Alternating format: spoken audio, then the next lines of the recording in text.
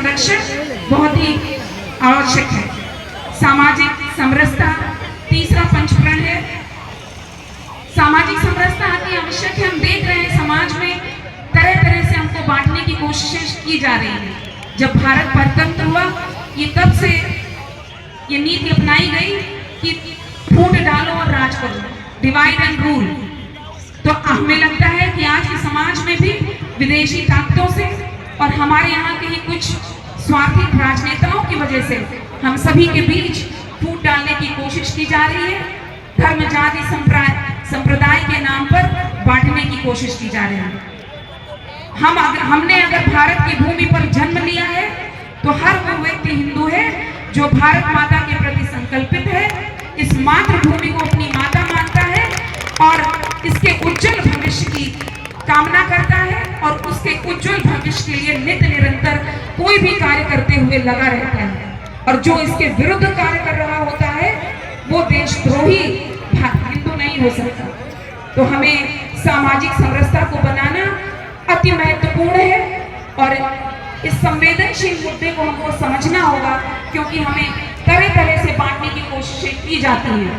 अभी कुछ दिन पहले ही एक नीति एक बड़े कमीशन से शिक्षा जगत में आई, जिसका हम सभी ने प्रतिकार किया और सुप्रीम कोर्ट ने उसका संज्ञान लिया और उसको वापस लेना पड़ा है, उस पर पुनर्विचार की बात की है। तो ऐसे जागरूक नागरिक की हमें आवश्यकता है। जब हम ऐसे जागरूक होंगे तभी कुछ हम अपने समाज के लिए अच्छा कर पाएंगे, क्योंकि अगर राष्ट्र का कुछ अच्छा होगा, समाज का कुछ अच्छा होगा, तभी हमारा अच्छा हो सकता है। ये हमें मानना होगा। हमारा अकेले में कोई अस्तित्व नहीं है। तो सामाजिक समरसता अति महत्वपूर्ण है। इसके साथ ही स्व का बोध बहुत आवश्यक है। स्व का बोध, जो हमने बातें की, जो हमारी संस्कृति है, जो हमारे पूर्वज हैं, जो हमारा खान पान है, भाषा है, वेशभूषा है, इन सब पर हम गर्व करें, स्वाभिमान करें। अभिमान नहीं पर कम से कम स्वाभिमान करें और उसको अंगीकार करते हुए आगे बढ़े।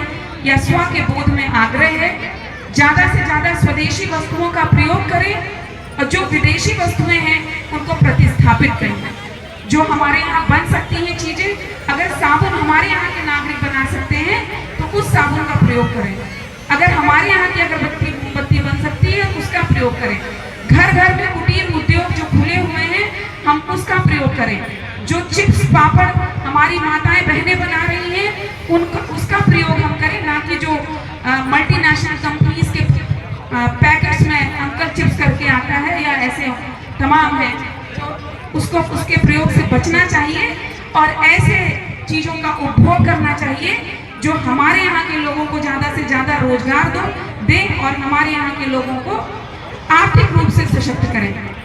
जब भारत आज़ाद हुआ था तो सरदार वल्लभ भाई पटेल ने भी ऐसी सभाओं में नागरिकों से आग्रह किया था कि ग्रामीण क्षेत्र में जो वस्तुएं उत्पादित होती हैं आप उनका उपभोग करें, जिससे कि हमारे जो भाई बंधु नागरिक ग्रामीण क्षेत्रों में रहते हैं, ना जो स्लम एरियाज में सेवा बस्तियों में रहते हैं, वो जो रोजगार कर रहे हैं उनको हम आर्थिक रूप से सशक्त कर सकें।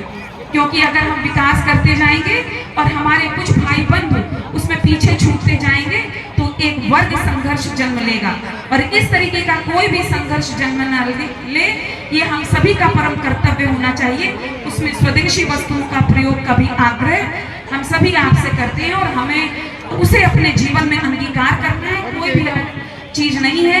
दीपावली पे तो हम देखते हैं कि हर बार ये होता है कि चाइनीज झालर ना प्रयोग करें, ज्यादा से ज्यादा दीप जलाएं, पर ऐसा ही हमें रोज अपने जीवन में देखना होगा क्या चीजें स्वदेशी बन रही हैं और हम उनका प्रयोग ज्यादा से ज्यादा बढ़ाएं, जिससे ज्यादा से ज्यादा लोग स्वावलंबी हो, उनको रोजगार मिले। इसके बाद जो सबसे महत्वपूर्ण है वो है नागरिक कर्तव्य। ये सारी बातें जो हमने चारों पंच प्रणों में की हैं, मतलब 4 प्रणों में की हैं, ये 5वें पंच परिवर्तन में नागरिक कर्तव्य में अति महत्वपूर्ण हो जाती है, क्योंकि हमारा नागरिक कर्तव्य है कि हम अपने परिवार को मजबूत रखें। जो हमारे परिवार के नियम कायदे कानून हैं उनका पालन करें, बड़ों का सम्मान करें, छोटों को स्नेह करें, एक दूसरे का सुख दुख समझे, भाव पूर्वक रहे, प्रेम पूर्वक रहे। ये हमारा नागरिक कर्तव्य है। इसके साथ ही जब पर्यावरण संरक्षण के लिए जो चीजें भी आवश्यक हैं